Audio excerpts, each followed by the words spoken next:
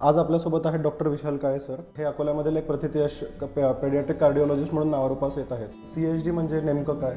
CHD म्हणजे जन्मजात हृदयाचे आजार. हार्ट डिसीजेसमध्ये वरच्या चेंबरला जर छिद्र असलं तर त्याला ॲट्रियल सेप्टल डिफेक्ट्स म्हणतात आणि खालच्या पडद्याला जर छिद्र असलं तर त्याला वेंट्रिक्युलर सेप्टल डिफेक्ट्स म्हणतात. कॉन्जनायटल हार्ट डिसीजेस हे याचं काही कारण असतं का? कशामुळे होतं? सो देर ओव्हरऑल असं काही एक्झॅक्ट कॉज शोधणं कठीण आहे, पण आपण प्रेडिक्ट करू शकतो किंवा सस्पेक्ट करू शकतो की कुठल्या फॅमिलीमध्ये किंवा कुठल्या बेबीमध्ये हार्ट डिसीज राहू शकतो. तर हा CHD होऊच नाही म्हणून आपण काही प्रिव्हेंटिव्ह मेजर्स घेऊ शकतो का? यांची सिम्पटम्सची सिव्हिरिटी त्याच्या साईजवर डिपेंड करते की मोठा जर डिफेक्ट असला तर ते पेशंट्स किंवा ते बाळ अर्ली प्रेझेंट करते. तर आम्हाला अजून एक त्याच्याबद्दल भीती जी असते की हृदयरोग म्हटलं की तसं एक तर कॉम्प्लिकेटेड गोष्ट आणि दुसरं म्हणजे खूप खर्चिक गोष्ट. आपला हा पॉडकास्ट घेण्याचा किंवा अटेंड करण्याचं मेन एक रिझन तेच आहे की ही मिसकन्सेप्शन दूर झाले पाहिजे. ही सेकंड मोस्ट कॉमन मिसकन्सेप्शन आहे की हार्ट डिसीज म्हणजे खर्च. खर्चाचा जो विषय आहे त्याच्यासाठी आजकाल जे योजना आहेत, MJPGY योजना आहे, राष्ट्रीय बाल स्वास्थ्य कार्यक्रम आहे. रोगाबद्दल ज्या मिसकन्सेप्शन्स होत्या की हृदयरोग आहे म्हणजे तो बरा होऊ शकत नाही, तर असं काहीच नाही आहे. जसं सरांनी सांगितलं 90% केसेसमध्ये ते बरं पण होऊ शकतं. दुसरी गोष्ट ते आधी जसं होतं की अतिशय खर्चिक प्रकरण आहे, तर तसं पण नाही आहे कंजेनायटल हार्ट डिसीजसाठी. तर त्या पॅरेंट्सला किंवा इन जनरल ॲडवाईस जी आहे की detect early, diagnose early and treat early. म्हणजे विकसित देशांमध्ये सुद्धा कॉन्जनायटल हार्ट डिसीजेसचे प्रमाण सारखेच आहे जसे भारतामध्ये आहे, पण तिथे असणाऱ्या हेल्थकेअर इन्फ्रास्ट्रक्चर आणि तिथे असणाऱ्या लोकांमध्ये जो एक अवेअरनेस आहे त्याच्यामुळे लवकरात लवकर मेडिकल इंटरव्हेन्शन केलं जातं आणि त्याच्यामुळे तिथे उपचार लवकर मिळतात आणि ती मुलं आपलं नॉर्मल आयुष्य जगू शकतात.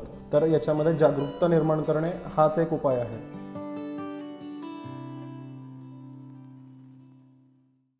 नमस्कार मित्रांनो, हेल्थ कॅनव्हास प्रस्तुत डॉक्टर्स कनेक्ट या मेडिकल पॉडकास्टमध्ये मी पराग पुरेकर आपलं मनापासून स्वागत करतो. आमच्या पहिल्या पॉडकास्टला दिलेल्या भरभरून प्रतिसादाबद्दल आपले मनापासून आभार. मित्रांनो, आनंदाची गोष्ट अशी की तो पॉडकास्ट पाहिला आणि त्याच्यानंतर काही पेशंट या कोमल मॅडमला अप्रोचसुद्धा झाल्यात आणि त्यांच्यावर आता उपचारसुद्धा सुरू झालेले आहेत.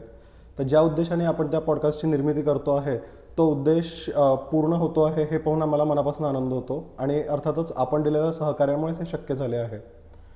आज आपल्यासोबत आहेत डॉक्टर विशाल काळे सर. नमस्कार सर. सर हे अकोल्यामधील एक नामांकित पेडियाट्रिक कार्डिओलॉजिस्ट आहेत आणि गेले 4 वर्षांपासून ते अकोल्यामध्ये कार्यरत आहेत आणि गेली 2 वर्षे ते स्वतःच्या Spandan maternity and child heart care इन्स्टिट्यूटच्या मार्फत रुग्णांची सेवा करीत आहे. मित्रांनो, 29 सप्टेंबर हा दिवस फार महत्त्वाचा आहे कारण त्या दिवशी जगभरामध्ये वर्ल्ड हार्ट डे म्हणून सेलिब्रेट केला जातो.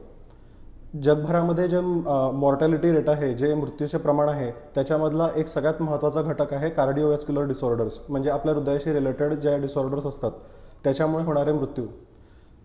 तसेच लहान मुलांमध्ये सुद्धा याचे प्रमाण फार मोठ्या प्रमाणावर दिसून येतं. जवळपास दरवर्षी 2 लाख मुले, म्हणजे फक्त भारतामध्ये जवळपास 2 लाख मुले हे कॉन्जनायटल हार्ट डिसीजेस म्हणजे लहान जे जन्मजात जे हृदयरोग असतात त्याच्यामुळे ग्रसित असतात. तर असा हा महत्त्वाचा टॉपिक असल्यामुळे आज आपण विशाल सरांची वेळ घेतलेली आहे आणि विशाल सरांना आपण विनंती करू की त्यांनी आपल्याला आम्हाला सर याच्यातलं काहीच कल्पना नाही, आम्हाला याच्यातलं काहीच समजत नाही असं समजून आम्हाला तुम्ही जितकं बेसिक लेवलला समजून सांगाल तेवढं आम्हाला आवडेल. थँक्यू हेल्थ कॅनव्हास, मला ही ऑपॉर्च्युनिटी दिल्याबद्दल. मी माझ्याकडून पूर्ण प्रयत्न करेल एकदम बेसिक लेवलवर समजवण्याचा. हो हो, चालेल सर. आणि आम्हाला जेवढे प्रश्न असतील तितके आम्ही तुम्हाला प्रश्न विचारणार आणि तुम्ही पेशंटली आम्हाला त्याची उत्तरं द्या ही विनंती. सुरू करण्याआधी मी विशाल सरांचा अल्पसा परिचय करून देतो. विशाल सरांनी MBBSचे शिक्षण ग्रांट मेडिकल कॉलेज आणि sir Jamsetjee Jejeebhoy group of hospitals Mumbai येथून पूर्ण केले आणि त्यानंतर त्यांनी MD पेडियाट्रिक्स हे Mahatma Gandhi memorial medical college Indore Madhya Pradesh येथून पूर्ण केले आहे.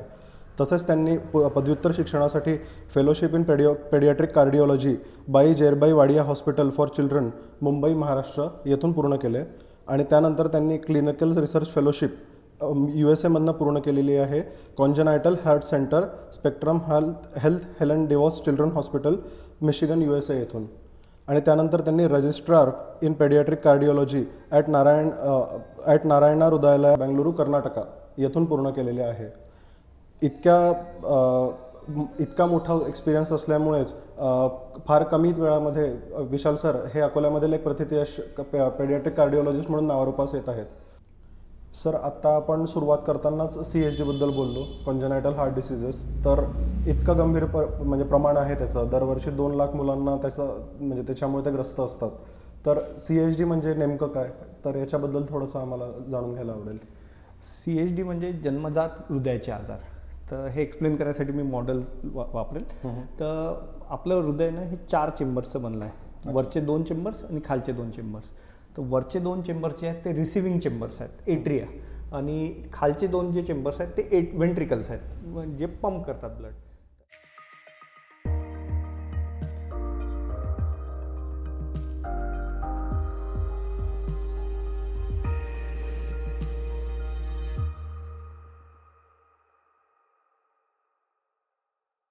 एट्रिया जे आहेत त्यांच्या दोघांमधला जो पडदा असतो त्याला एट्रियल सेप्टम म्हणतात, आणि खालच्या याच्यातला जो पडदा असतो त्याला व्हेंट्रिक्युलर सेप्टम म्हणतात. तर हार्ट डिसिजेसमध्ये वरच्या चेंबरला जर छिद्र असलं तर त्याला ॲट्रियल सेप्टल डिफेक्ट्स म्हणतात, आणि खालच्या पडद्याला जर छिद्र असलं तर त्याला व्हेंट्रिक्युलर सेप्टल डिफेक्ट्स म्हणतात. याच्या व्यतिरिक्त काही डिफेक्ट्स ब्लड व्हेसल्स म्हणजे नसांची कनेक्शन चुकीचे असल्यामुळे असतात. त्याच्यात एक आहे ट्रान्सपोजिशन ऑफ ग्रेट आर्टरीज. याच्यात ज्या ब्लड व्हेसल्स राईट चेंबरमधून निघायला पाहिजे त्या लेफ्ट चेंबरमधून, लेफ्ट साइडेड व्हेंट्रिकलमधून निघतात. तर या कंडिशन्समध्ये पण बाळाला जन्मताच त्रास होतो. याच्या व्यतिरिक्त वॉल्स असतात. वॉल्सचं काम असते ब्लडला एका डायरेक्शनला जाऊ देणे. तर जर वॉल्सचं फंक्शन बरोबर नसलं, म्हणजे ते बरोबर उघडत नसले तर ब्लड जाण्यास अडथळा होतो, किंवा कधी कधी ते बरोबर बंद नसले होत तर ब्लड वापस येतं, म्हणजे रिगर्ज होतं. सो ओव्हरऑल कॉन्जेनायटल हार्ट डिसीजचा स्पेक्ट्रम हाच आहे. अच्छा. आणि मग कॉन्जेनायटल हार्ट डिसीजेस हे याचं काही कारण असतं का, कशामुळे होतात वगैरे, कुपोषण वगैरे असं काही असतं का? कॉन्जेनायटल हार्ट डिसीजमध्ये प्रत्येक केसमध्ये आपण कारण शोधू शकत नाही, पण काही स्पेसिफिक कंडिशन्समध्ये आपण प्रेडिक्ट करू शकतो. जसं मदरला जर डायबिटीज असला तर त्या मदरच्या बेबीजमध्ये काही हार्ट डिसीजेस कॉमन आहेत. मदरला जर रुबेला असला तर त्या मदरच्या बेबीजमध्ये काही हार्ट डिसीजेस कॉमन आहेत. जर एका फॅमिलीमध्ये एका भावाला किंवा एका बेबीला हार्ट डिसीजेस असल्या तर नेक्स्ट प्रेग्नन्सीमध्ये किंवा नेक्स्ट बेबीमध्ये सिमिलर हार्ट डिसीज असण्याची रिस्क राहते. सो ओव्हरऑल असं काही एक्झॅक्ट कॉज शोधणं कठीण आहे, पण आपण प्रेडिक्ट करू शकतो किंवा सस्पेक्ट करू शकतो की कुठल्या फॅमिलीमध्ये किंवा कुठल्या बेबीमध्ये हार्ट डिसीज राहू शकते. अच्छा. मग सर, हे जे CHD आहे याचे अर्ली सिम्पटम्स कसे असतात? पॅरेंट्सला नेमकं कसं लक्षात येईल की आपल्या बाळाला CHD आहे? ॲट्रियल सेप्टल डिफेक्ट्स किंवा व्हेंट्रिक्युलर सेप्टल डिफेक्ट्स याच्यामध्ये बाळाला वारंवार न्यूमोनिया होणं, सर्दी खोकला होणं, वारंवार त्याला भरती करावं लागणं, त्याचं वजन न वाढणं, दूध पिताना त्याला घाम येणं, असे सिम्पटम्स राहतात. यांची सिम्पटम्सची सिव्हिरिटी त्याच्या साईजवर डिपेंड करते, की मोठा जर डिफेक्ट असला तर ते पेशंट्स किंवा ते बाळ अर्ली प्रेझेंट करतील. छोट्या डिफेक्टमध्ये कधी कधी ते 3-3, 4-4 वर्षापर्यंत लक्षात पण नाही आहे. अच्छा. सो जनरली हे बेसिक सिम्पटम्स आहेत की वारंवार सर्दी खोकला होणं, वारंवार बिमार पडणं, वजन न वाढणं, दूध पिताना त्रास होणं, आणि दुसरं जे स्पेक्ट्रम आहे म्हणजे सायनोटिक हार्ट डिसीजेस. त्याच्यात जर ब्लड व्हेसल्स रॉंग व्हेंट्रिकल्सला अटॅच्ड असल्या तर त्याच्यात जन्मताच बाळ निळं दिसेल.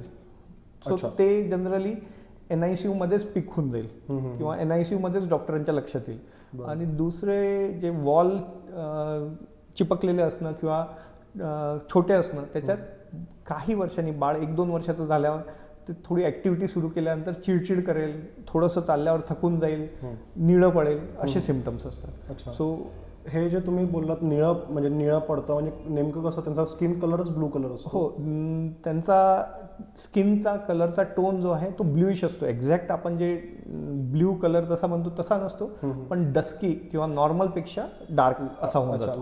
म्हणजे फॉर एक्झाम्पल जसं तुम्ही डॉक्टर आहात तर तुमच्या ते लगेच मदर्सच्या पण लक्षात येतो, पण तो कधी कधी मदर्स ओव्हरलुक करतात की एखादं बाळ असं असते म्हणून, किंवा पण जेव्हा आपण डायग्नोज करतो किंवा जेव्हा आम्ही हिस्ट्री घेतो तेव्हा मदर्स सांगतात की हे असं 1 वर्षानंतर वाढत आहे किंवा 1 वर्षानंतर लक्षात आलं आणि आता ग्रॅज्युअली वाढत आहे. अच्छा.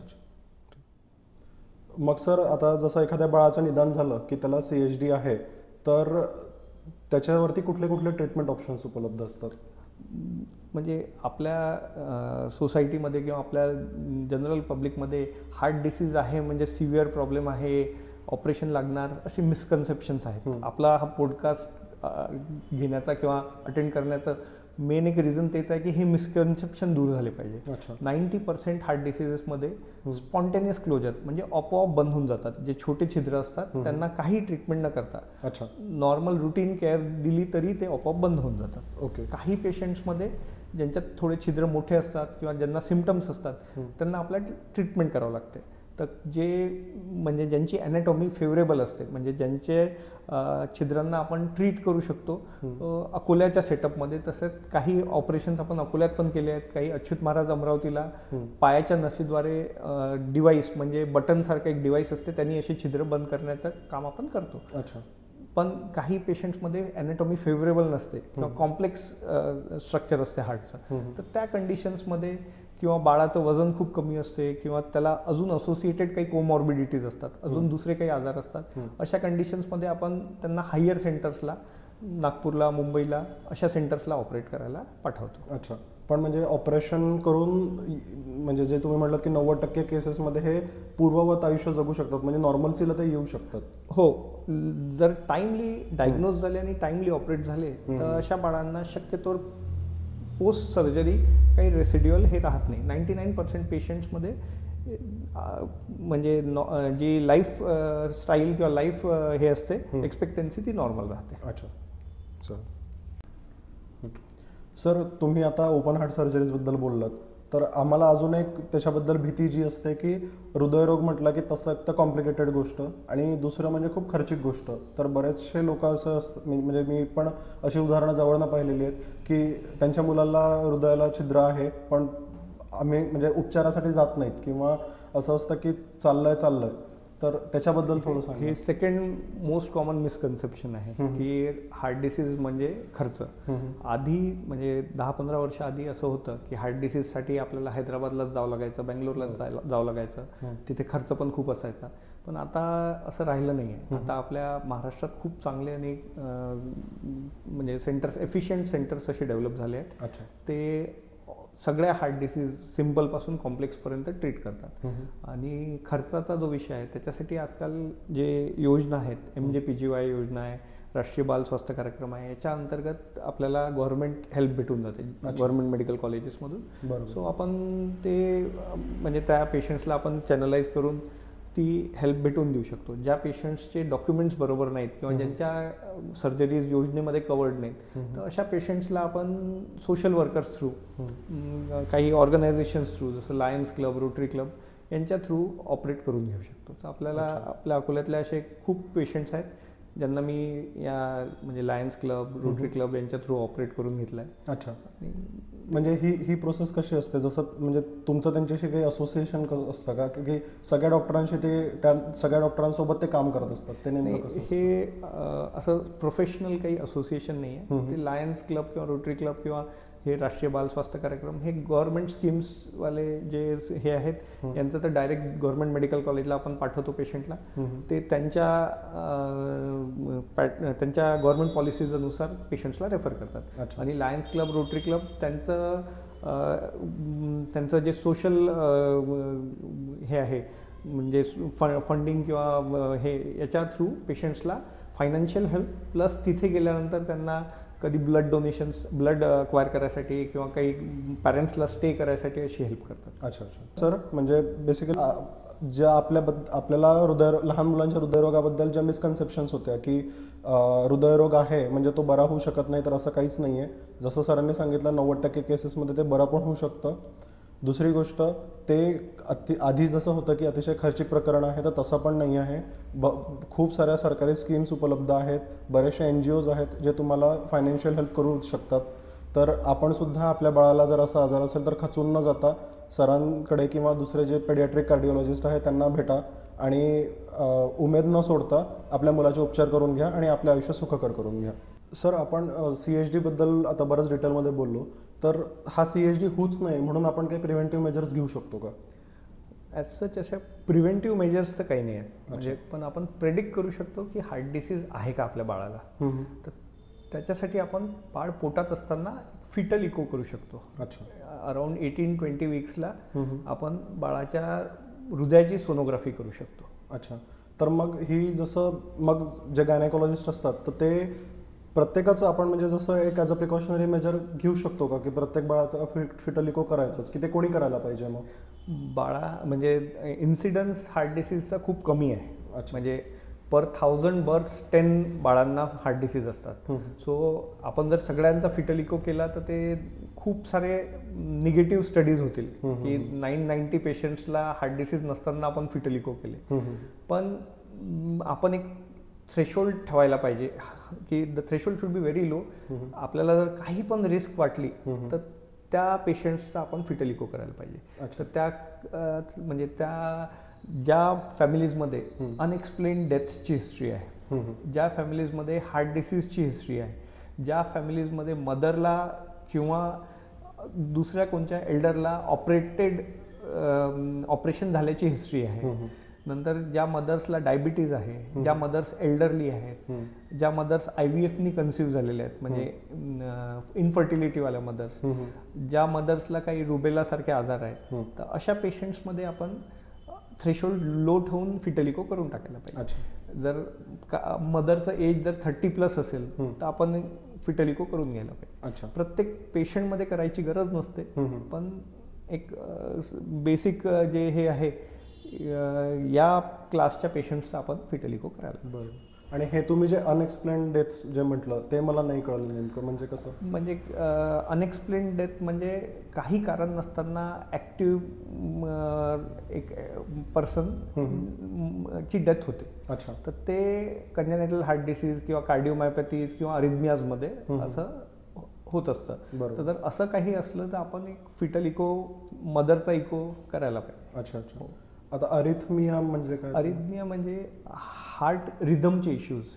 रिदम म्हणजे हार्टचं पंपिंग किंवा हार्टचं बिटिंग एका सिक्वेन्समध्ये असते, तर ते जर अल्टर झालं तर त्याला अरिथमिया म्हणतात. तर ते हार्ट रेट वाढणे याला टॅकी अरिथमिया म्हणतात, हार्ट रेट कमी होणे याला ब्रॅडी अरिथमिया म्हणतात. सो हे जे स्पेक्ट्रम आहे हे एक वेगळं, हे स्ट्रक्चरल हार्ट डिसीज नाही, ह्या इलेक्ट्रोफिजिओलॉजिकल डिसीजेस आहेत हार्टच्या. म्हणजे कनेक्शन्सचे, इलेक्ट्रिकल कनेक्शन्सचे प्रॉब्लेम. बरोबर. मग आता जसं तुम्ही म्हटलात की त्यांची रिदम डिस्टर्ब असते, तर ती कन्सिस्टंटली डिस्टर्ब असते की असं? म्हणजे तो स्पेक्ट्रम जो आहे किंवा ते एक्सप्लेन करणं जे आहे ते खूप डिफिकल्ट आहे इतक्या छोट्या ह्याच्यात. पण तरी ज्या पेशंट्सला काही रिदम इश्यूज असतात तर त्यांच्यामध्ये तो हार्ट रेट इतका कमी किंवा इतका जास्त असतो की तो पिडियाट्रिशियन किंवा तुमचे फिजिशियन हे इमिजिएटली पकडू शकतात. पॅरेंट्सला ते एक्सप्लेन करणं थोडं डिफिकल्ट आहे. बरं, ठीक. सर, आता आपण लहान मुलांना जे हृदयाशी रिलेटेड जे डिसऑर्डर्स असतात त्याच्याबद्दल बोलतोय, तर काही केसेस मी जवळनं अशा पाहिल्या की कोविड झाल्यानंतर त्यांना काही हार्ट रिलेटेड कॉम्प्लिकेशन्स दिसून आले होते. तर ते नेमकं कशामुळे, काय होतं? आता हे कोविडच्या एपिडेमिक नंतर आपल्याला 2 प्रकारचे प्रॉब्लेम्स दिसून आले. एक होता की इमिजिएट कोविडनंतर काही पेशंट्सला हार्ट रेट वाढणे किंवा त्याला मायोकार्डायटिस किंवा मायोकार्डियल इन्व्हॉल्वमेंट म्हणायचे. आणि एक दुसरं होतं post Covid syndrome. Post Covid syndrome हा 4 ते 6 आठवड्यांनी प्रेझेंट व्हायचा. आणि हे आपली जी इम्युन सिस्टीम आहे याच्या ओव्हर ॲक्टिव्हेशनमुळे असं व्हायचं की त्या पेशंट्समध्ये फीवर येणे, रॅशेस येणे, डोळे लाल होणे, जीभ म्युकोजा, ओरल म्युकोजा लाल होणे, कानाच्या मागे गाठी येणे, असे सिम्पटम्स असायचे. तर याला कावासाकी लाईक और पोस्ट कोविड MISC असे वेगवेगळे नाव दिले होते. तर असे पेशंट आपण बरेच पाहिले. म्हणजे मी पोस्ट कोविडमध्येच आलो होतो, तर त्या काळात आपण अराउंड 250 पेशंट्स पाहिले होते. 250चा डाटा मी कलेक्ट केला होता. त्यातल्या 60 पेशंट्सला कार्डियक इन्व्हॉल्वमेंट होती. काही पेशंट्सच्या हृदयाच्या भोवती पाणी होतं, काही पेशंट्सच्या वॉल्सवर लीक होत्या, आणि अराउंड 8 to 10 पेशंट्सला कोरोनरी इन्व्हॉल्वमेंट म्हणजे हृदयाच्या ज्या नसा आहेत त्याच्यावर सुजन असणे किंवा हार्टचं फंक्शन कमी असणे, LV डिस्फंक्शन, व्हेंट्रिक्युलर डिस्फंक्शन असे फीचर्स होते. तर याच्यातलं जे LV डिस्फंक्शन आणि कोरोनरी इन्व्हॉल्वमेंट आहेत हे थोडे सिव्हिअर टाईपचे इफेक्ट्स आहेत. तर याच्यात जर आपण टाइमली ट्रीट नाही केलं तर ते परमनंट डॅमेज करू शकते आणि त्याच्यामुळे लॉंग टर्म मॉर्बिडिटी, मॉर्टॅलिटी राहू शकते. अच्छा. तर सर म्हणजे आता जसं हे पोस्ट कोविड ज्या फेज होत्या त्याच्यामध्ये हे सिम्पटम्स दिसून आले होते, आता कोविडच्या केसेस तेवढ्या दिसत नाहीत, तर इथनं पुढे हे पोस्ट कोविड सिंड्रोम असं म्हणजे असण्याची शक्यता आहे का? ते पोस्ट कोविड म्हणजे ते कोविडशी रिलेटेड पोस्ट व्हायरल सिम्पटम्स होते किंवा post viral hyper immune response. आता हे कोविडशी नसलं तरी दुसरे व्हायरस पण असा सिमिलर रिस्पॉन्स आणू शकतात. त्याला कावासाकी लाईक डिसिजेस म्हणतात किंवा कावासाकी सिंड्रोम म्हणतात. तर त्याच्यात पण सिमिलर फाइंडिंग्स असतात. सो एखाद्या पेशंटला जर प्रोलॉंग फिवर असेल, रॅशेस असतील, डोळे लाल होत असतील, म्युकोजा ओरल म्युकोजा जीभ वगैरे लाल होत असेल, कानाच्या मागे काही गाठी असतील आणि फिवर जात नसेल, तर अशा पेशंट्सला आपण सिमिलर म्हणजे ते कोविड नसलं तरी पोस्ट व्हायरल सिंड्रोम किंवा post viral Kawasaki like syndrome म्हणून सस्पेक्ट करू शकतो. अच्छा. तर सर आपण आता कॉन्जेनायटल हार्ट डिसीजबद्दल तर बोललोच, याच्याशिवाय एक पेडियाट्रिक कार्डिओलॉजिस्ट म्हणून तुम्हाला अजून कुठले चॅलेंजेस किंवा अजून काय गोष्टी प्रकर्षाने जाणवायला लागल्यात आपल्या सभोवताली? आता म्हणजे कॉन्जेनायटल हार्ट डिसीज सोडून जे नवीन प्रॉब्लेम्स येत आहेत ते आहे हायपरटेन्शनचा. अच्छा. आणि पिडियाट्रिक पॉप्युलेशनमध्ये ओबेसिटी. म्हणजे आपलं जे पॉप्युलेशन आहे किंवा जे यंग मुलं आहेत ते आजकाल आउटडोअर ॲक्टिव्हिटीज करत नाहीत. त्यांच्या फूड हॅबिट्स ज्या आहेत त्या नॉर्मल नाही आहेत, म्हणजे चांगल्या नाही आहेत. जंक फूड खूप आहे आणि त्यांना स्ट्रेसला कसं हँडल करायचं हे येत नाही. तर त्याच्यामुळे आता हायपरटेन्शनचं प्रमाण वाढलेलं आहे. नंतर ओबिसिटीमुळे एक ॲड ऑन म्हणजे ते ओबीस असल्यामुळे ते एक्झर्ट करत नाही किंवा फिजिकल ॲक्टिव्हिटी करत नाही, त्याच्यामुळे ते लवकर हायपरटेन्सिव्ह होतील किंवा होत आहेत आता. अच्छा. सो हे नवीन एक चॅलेंज आहे आता आपल्याला. बरं. म्हणजे आता जसं हायपरटेन्शन आपण म्हणतो तर हे म्हणजे साधारण कोणत्या वयामध्ये हे सिम्पटम म्हणजे दिसायला लागलं आहे हायपरटेन्शन वगैरे? हे ॲडोल्टसन एजमध्ये म्हणजे 10 ते 15 वर्षाचे जे मुलं आहेत ते जनरली ओबीज म्हणजे ज्यांचं वजन 30 किलो असायला पाहिजे ते 60 kgsचे झाले आहेत. आणि त्यांचं बीपी 110-120च्या मध्यात असायला पाहिजे ते 130-140च्या रेंजमध्ये येत आहे. अच्छा. सो आता हे जे नवीन प्रॉब्लेम्स आहेत हे राहतील की हायपरटेन्शन आणि अर्ली हायपरटेन्शन आणि अर्ली ओबेसिटी. अच्छा अच्छा. कारण हे तर आम्ही म्हणजे जसं असायचं की बीपी वगैरे आता वय वाढल्यानंतर जे म्हणजे आत्तापर्यंत असं होतं की 40s-50sमध्ये वर्क प्रेशरमुळे किंवा फिजिकल ॲक्टिव्हिटी कमी झाल्यामुळे होतं. आता हे लहान मुलांमध्ये पण दिसायला लागलं. हो हो हो. म्हणजे सर आपण जे बघितलं की बदलतं जीवनमान आणि मैदानी खेळ कमी होत चाललेले आहेत, तर त्याच्यामुळे मुलांमध्ये नवीन नवीन चॅलेंजेस दिसायला लागलेले आहेत. हायपरटेन्शन वगैरे आता इतक्या कमी वयामध्ये त्याचे सिम्पटम्स दिसायला लागलेत. तर तुम्ही आजकालच्या नवीन पालकांना काय सल्ला द्याल किंवा काय टिप्स द्याल? म्हणजे या क्वेश्चनचे 2 पार्ट्समध्ये आन्सर देऊ शकतो आपण. एक तर आहे कॉन्जेनायटल हार्ट डिसीजसाठी, तर त्या पॅरेंट्सला किंवा एक जनरल ॲडवाईस जी आहे की detect early, diagnose early and treat early. Detect early म्हणजे सस्पेक्ट अर्ली करा की आपल्याला जे सिम्पटम्स आहेत त्यातले काही जर असले तर लगेच पिडियाट्रिशियनशी कन्सल्ट करा. डायग्नोज अर्ली म्हणजे जर पिडियाट्रिशियनला वाटत असेल की आहे याला हार्ट डिसीज तर ती डायग्नोज करू शकतो आपण. 2D इको करून डायग्नोसिस कन्फर्म करू शकतो, तिची सिव्हिअरिटी कन्फर्म करू शकतो आणि सिव्हिअरिटी अनुसार ट्रीट अर्ली. जर सिव्हिअर असेल तर अर्ली ट्रीटमेंट चा ऑप्शन आपल्याकडे अवेलेबल असतं. सो असं जर केलं तर आपले आउटकम्स जे आहेत, जे रिझल्ट्स आहेत ते खूप चांगले राहतात. ठीक. आणि दुसरा जो पार्ट आहे तो आहे अक्वायर्ड हार्ट डिसीजेसचा. आता जे नवीन चॅलेंजेस आहेत तर याच्यासाठी आपलं जे बेसिक आधीचं होतं की मैदानी खेळ खेळलेच पाहिजे, डाएट बाहेरचं महिन्यात एखाद वेळेस जायचो आपण.